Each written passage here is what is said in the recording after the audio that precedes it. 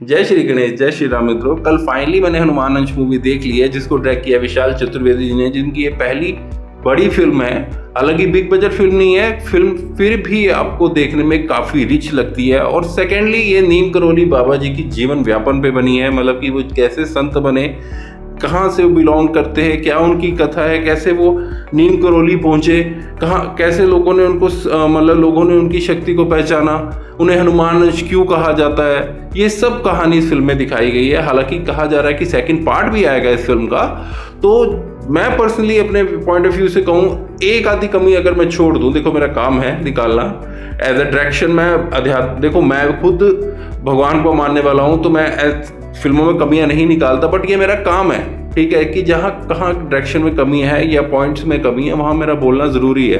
तो एक पॉइंट में जो मेरे को मेन खटका, बाकी सब मैं इग्नोर कर सकता हूँ, मेन पॉइंट जो मुझे खटका है, जो स्टार्टिंग में दिखाते हैं, एक क्रांतिकारी दिखाए गए हैं, डॉक्टर हैं, वो जो डॉक्टर दिखाए हैं, जो पूरी कहानी सुना रहे हैं आपको, मतलब कि पूरे नीम करौली बाबा जी की कथा वही सुना रहे हैं अपने बच्चों को और साथ में उनके साथी।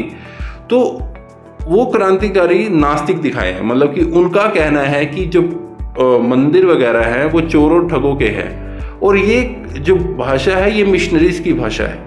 हालांकि नीम करौली बाबा जी जो है वो उनकी धारणा को चेंज कर देते हैं, ठीक है, अपने अस्तित्व से, उनकी अपनी प्रेजेंस से उनको बताते हैं कि हाँ क्या दिव्यता क्या होती है मंदिरों की, कैसे वो उनका साथ देते हैं, आगे बचाते हैं उनको, ये सब कहानी में दिखाया है। लेकिन ये चीज़ जो थॉट है ये किसी क्रांतिकारी की तो नहीं हो सकती। जो सच्चा क्रांतिकारी है, किसी भी, चाहे वो धर्म को मानता ना हो, लेकिन किसी धर्म का अपमान कभी भी नहीं करेगा, एज आई नो, ठीक है, जितना मैंने पढ़ा है। तो मेरे हिसाब से ये चीज़ गलत दिखाई गई है।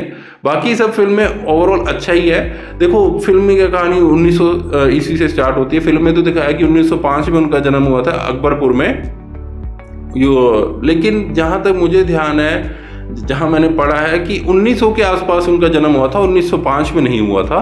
सेकेंडली जो उनकी मतलब कि बचपन में कहा है कि उनकी मदर की डेथ हो जाती है, लेकिन और वो अपनी मदर के पास ही जाना चाहते हैं, लेकिन उनकी मदर ने उनको अध्यात्म का मार्ग सिखाया है बचपन से ही। वो खुद साध्वी थी और वो ब्राह्मण परिवार से बिलोंग करते हैं। नीम करौली बाबा जी का पूरा नाम लक्ष्मी नारायण शर्मा था।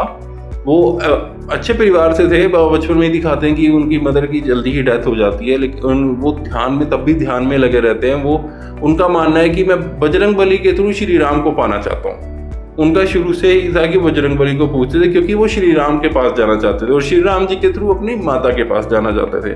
बाद में वो जैसे जैसे ज्ञान प्राप्त हुआ, सब चीज़ें प्राप्त हुई, तो तब उन्हें यह कि उन्होंने किसी से भी मोह लेना ही छोड़ दिया। और हमारा अध्यात्म यही कहता है कि शून्य होना, कि अध्यात्म की क्या नाम है, परिकाष्ठा यही है कि आप शून्य रहो, आपको किसी के प्रति मोह ना रहे, सिर्फ ईश्वर के अलावा, सिर्फ आपका ध्यान ईश्वर में ही होना चाहिए।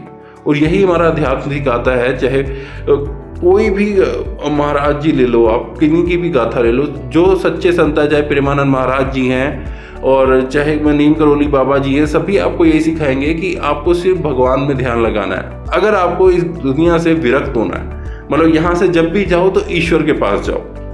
यही फिल्म में यहाँ भी यही फिल्म आपको मैसेज दिखाती है। फिल्म में उनके अलग अलग जर्नी को दिखाया कि कैसे वो मतलब जब जितनी भी जर्नी उन्होंने की, बचपन से लेके जहाँ तक भी वो गए, सब लोगों को साथ जोड़ा। हाँ, फिल्म में जाति पाति वाला एंगल या ठाकुरों को रेपिस वाला एंगल हालांकि डीपली नहीं दिखाया, लेकिन दिखाया है कि एक सीन में जहाँ पे एक ठाकुर होता है जो कर्जे में डूब जाती है, मतलब एक किसान कर्जे में डूब जाता है, तो उसकी बीवी को मतलब की वासना की दृष्टि से देखता है, तो नीम करौली बाबा जी उसको समझाते हैं। एक मुस्लिम की कहानी दिखाई है, वो उनको जेल में बंद कर देता है। ये आई थिंक फतेहगढ़ का केस है।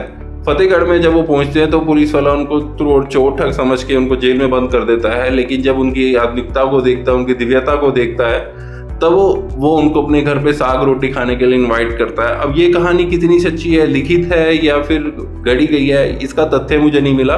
मैंने पढ़ा तो हाँ, कहानी मुझे भी मिली, बट कहते कि नीम करौली बाबा जी ने एक चीज़ और की थी, एक बार ट्रेन रुकवा दी थी। मतलब उनको किसी अंग्रेज ने, अफसर ने, फिल्म में भी ये सीन है कि उनको ट्रेन से उतार दिया था, वो ट्रेन आगे नहीं बढ़ पाई थी।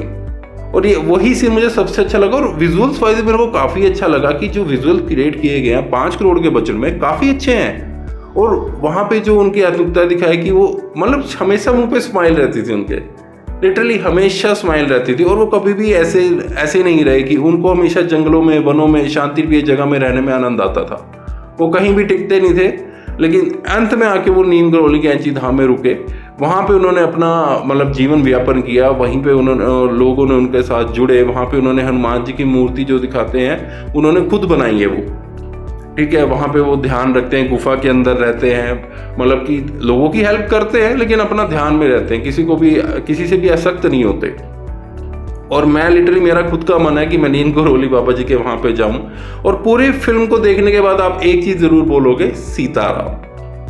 लिटरली आप जब मूवी खत्म होगी आपके मुंह से एक ही बात निकलेगी, सीताराम। और यही मुझे फिल्म में अच्छी चीज़ लगी कि एंड में जब आप निकलते हो तो आप सीता माँ और श्री राम का नाम लेते हुए निकलते हो।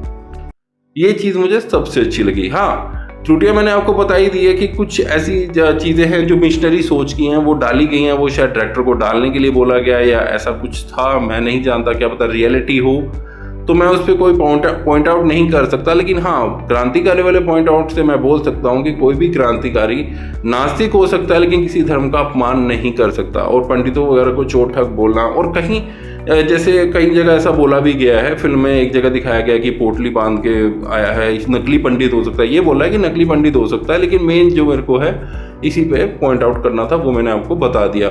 ओवरऑल फिल्म बहुत अच्छी है। देखो, जो नीम करौली बाबा जी को मानते हैं उनके लिए तो ये बहुत ही आध्यात्मिक है। मैं भी देखो, मैं गया नहीं हूँ, मैं क्या नाम कि भाई मैं बोलूँ कि मैं उनके वहाँ धाम में गया हूँ या आपको झूठ बोलूँ, ठीक है। लिटरली मैं गया नहीं हूँ। हाँ, प्रेमानंद महाराज जी को मैं बहुत मानता हूँ। प्रेमानंद महाराज जी के द्वारा ही मैंने सुना कि वो बहुत आध्यात्मिक पुरुष थे, वो सिद्धि प्राप्त पुरुष थे। तो ऑब्वियस ही बात है कि प्रेमानंद महाराज जी तो कभी झूठ बोल ही नहीं सकते, उन्हें हनुमान का अंश बोला जाता है। और पर्सनली मैं भी एक बार अगर उनकी कृपा हुई तो ज़रूर जाऊंगा। बट ये फिल्म आपके लिए डेफिनेटली मैं एक बार रिकमेंड ज़रूर करूंगा कि आप देखिए ज़रूर। ऐसी फिल्में बनती बहुत कम है। हाँ, थोड़ा माइंड को एक्टिव रख के जाइए, कहीं भी फिल्म कभी भी देखने जाइए तो गलतियों को परखने की कोशिश करें, क्योंकि फिल्म भगवान ने नहीं बनाई, इंसान ने ही है, ठीक है। वहाँ पे हमारे जो संत है उनको कैसे प्रस्तुत किया जा रहा है ये देखना भी आप ही का काम है। Overall is a good movie. मैं सारी कहानी तो आपको नहीं बता सकता, फिर आप कहोगे कि सारी कथा ही मैंने यहाँ बता दी। आप थिएटर में जाके इस फिल्म का आनंद ले। मैं जरूर कहूँगा ऐसी फिल्में देखने जरूर जाएं। इस फिल्म को रेटिंग देने की जरूरत तो वही है ही नहीं है, ऑब्वियस सी बात है, ये दिव्य फिल्म है। तो यहाँ पे भगवान की आस्था का मार्ग, यहाँ पे तो बच्चे से बूढ़ा से छोटे से छोटा बच्चा भी जा सकता है, कोई भी जाए। मैं इस फिल्म को दूंगा 8 आउट ऑफ 10 स्टार। बाकी आपने मूवी देख ली, आपको कैसी लगी जरूर बताना। लाइक एंड सब्सक्राइब करके प्लीज जरूर जाना। जय श्री राम।